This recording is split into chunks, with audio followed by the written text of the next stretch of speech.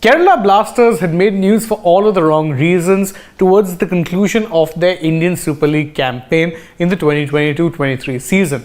Playing in the semi-final match, the quarter-final place that would determine who would make it to the semi when they were taking on Bengaluru FC, they ended up walking off the field and abandoning the match after what they felt was a controversial goal from Sunil Chhetri, who had, of course, taken a quick free kick and then ended up scoring from said quick free kick, with Kerala Blasters players protesting the decision vehemently to the referee. Their head coach had led a walkout and the match was thus abandoned, and Bengaluru FC made it through to the semis on that regard. It was something that left a bitter taste in the mouth of many, even as others raged on about why they felt the Blasters were justified in what it is they were doing. But as they say, your actions will have consequences, and Kerala Blasters are now staring at not just a massive fine, but potentially some sort of a competitional handicap of sorts which could yet come their way.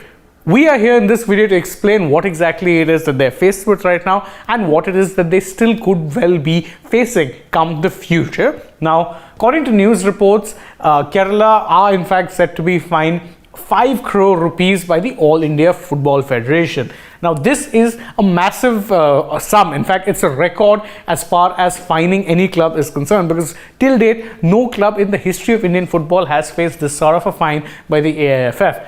Amusingly, it could have been worse, because based on the kind of rule breach that they've done in accordance to the AIFF regulations, they could have faced a breach of at least a fine rather of at least 6 crores. And they could have also very well faced a disqualification from the hands of the AIFF themselves.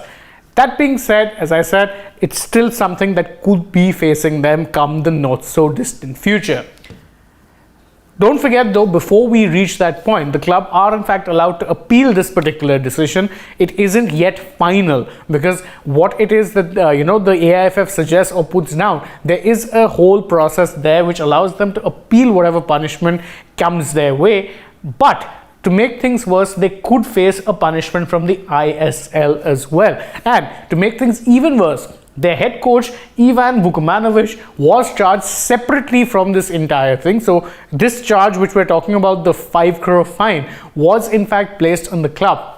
What sanctions the head coach face will be different, because as of yet, there has been no decision that has been taken on this matter. So it could very well be a case of double whammy for the Blasters, because not only will their club be facing a massive fine, it could very well be the case that their head coach too faces some form of sanction, whether that be a massive fine, whether that be a touchline ban for a few games, or could very well be some sort of a suspension for the long term. We don't know exactly where it is that lies yet, but we will know very well in due course.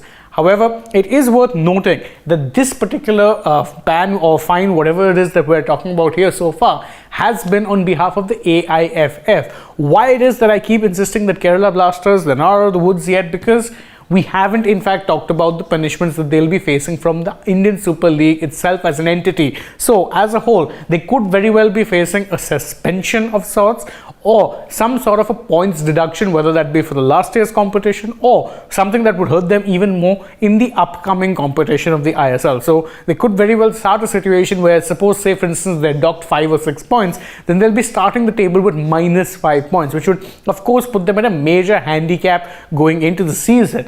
And what's worse is that the ISL may very well choose to make an example of Kerala Blasters, because such an incident hasn't happened before in the history of the Indian Super League. And the logic could be that if you impose a strict punishment on the Kerala Blasters, then it would very well act as a deterrent for other clubs to pursue such a step. Because truth be told, whichever side of the fence you stand on, you have to agree that the entire fracas, the entire incident and the fallout from it left no one looking good, because this was a situation that could have been avoided.